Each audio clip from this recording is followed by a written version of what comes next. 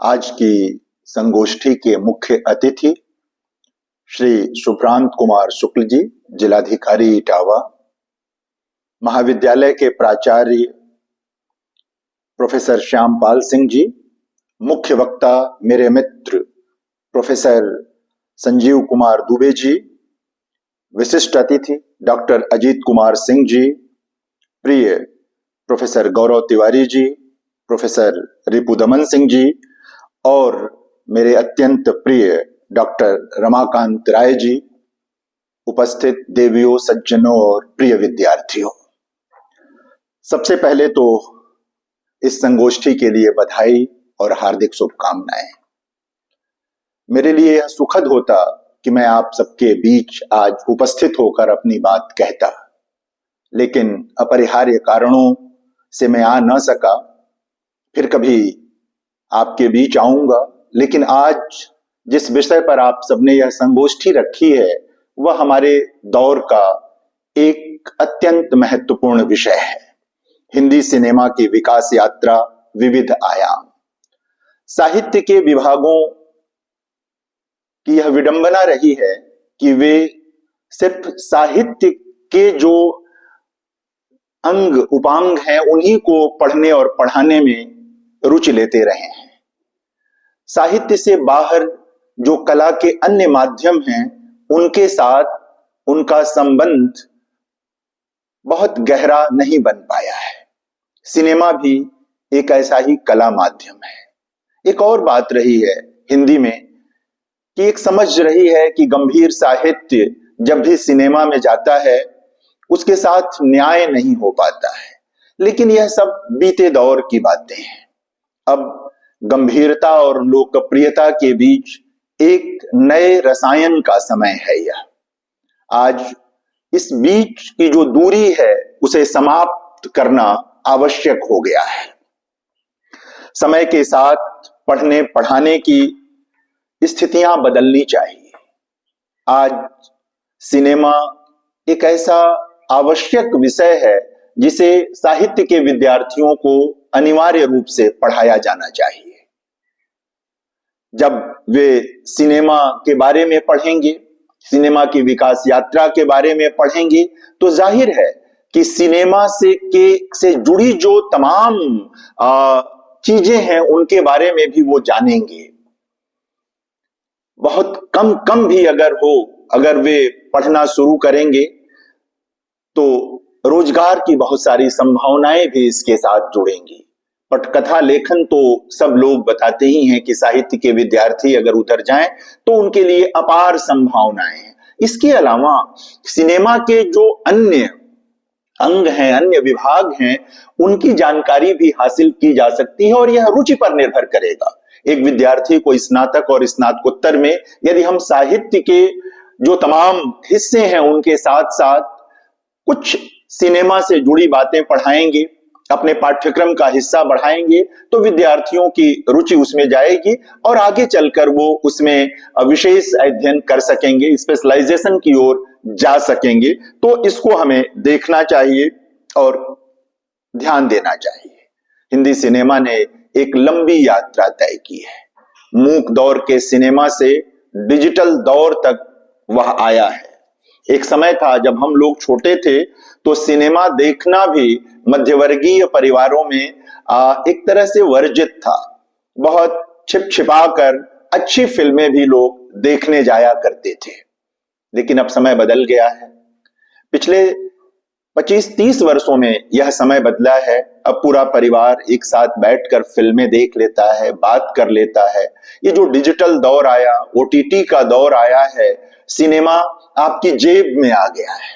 आप कहीं भी आते जाते फिल्में देख सकते हैं, उस पर विचार कर सकते हैं और सिर्फ मनोरंजन तक नहीं, अन्य जो जीवन की चीजें हो सकती हैं, राष्ट्र निर्माण की चीजें हो सकती हैं, उनके आलोक में उसे देख और समझ सकते हैं।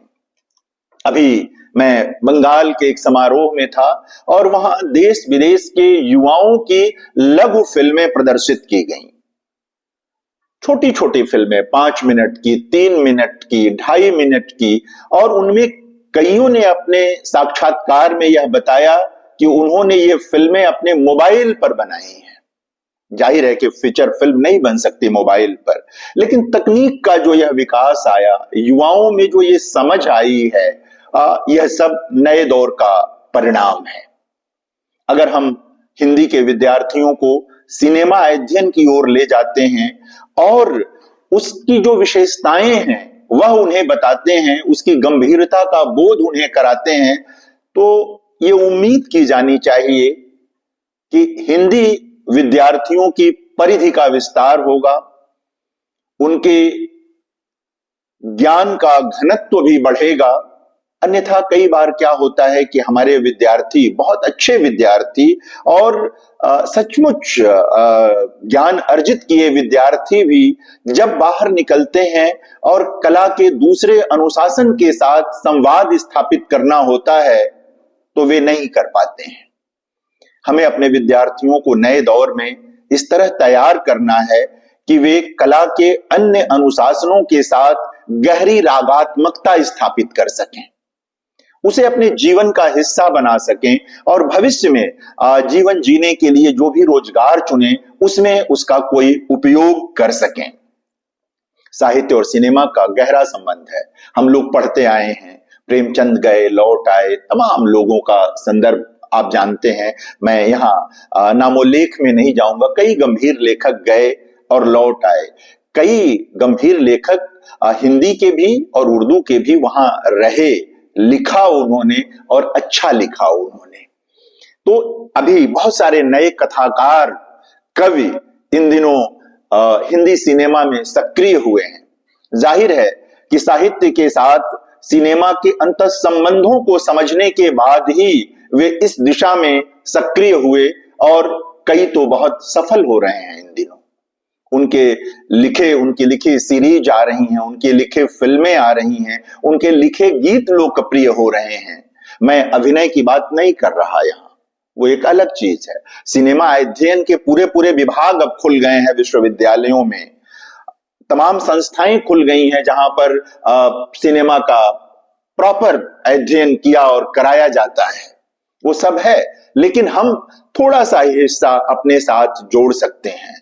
मुझे ये बहुत अच्छा लगा कि डॉक्टर रमाकांत राय ने इटावा में बैठकर यह सोचा कि इस विषय पर एक संगोष्ठी होनी चाहिए।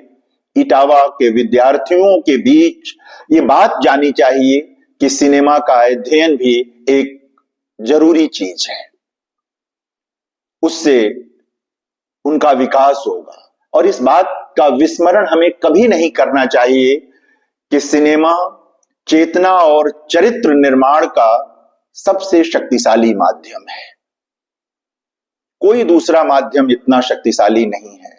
निश्चित तौर पर हम लोगों को सिनेमा का प्रयोग इसलिए भी करना चाहिए कि हमें एक नया राष्ट्र बनाना है, एक नए भारत की संकल्पना जो है इन दिनों, वह नया भारत सिनेमा के माध्यम से उसकी पृष्ठभूमि बन सकती है। सिनेमा के माध्यम से हम ये चेतना पहुंचा सकते हैं लोगों तक कि जो नए भारत की संकल्पना है वो कैसी बने, कैसी हो।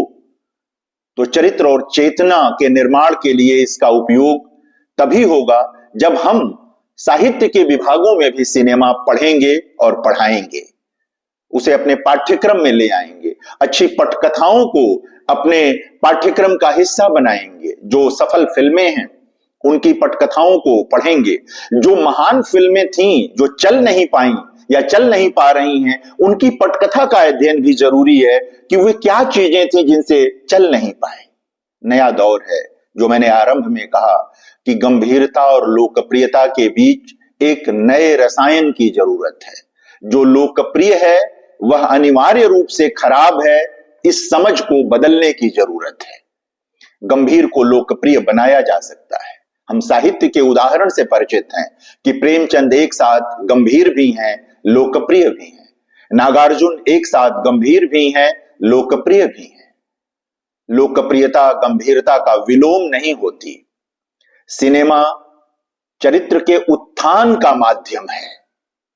हमें नई पीढ़ी को यह समझाना होगा। हमें इस बात को बहुत गहराई से समझना होगा और समाज के निर्माण में इसका उपयोग करना होगा। इसी में पढ़ने पढ़ाने की सार्थकता है। बहुज्ञता भी बढ़ेगी, रोजगार तो बढ़ेगा ही बढ़ेगा। मैं पुनः बधाई देता हूं आप सबको इस संगोष्ठी के लिए, इस प्रयास के लिए कि आपने कविता, कहानी, नाटक के साथ साथ सिनेमा पर भी सोचने विचारने का कार्य किया है। यह संदेश देने का प्रयास किया है कि नए दौर में हम नया सिनेमा बनाएंगे, नया सिनेमा समझेंगे और भारत को आगे ले जाएंगे। पुनः बधाई, शुभकामनाएं और इस बात के लिए धन्यवाद कि आपने मुझे इसमें आमंत्रित किया। नमस्कार, धन्यवाद।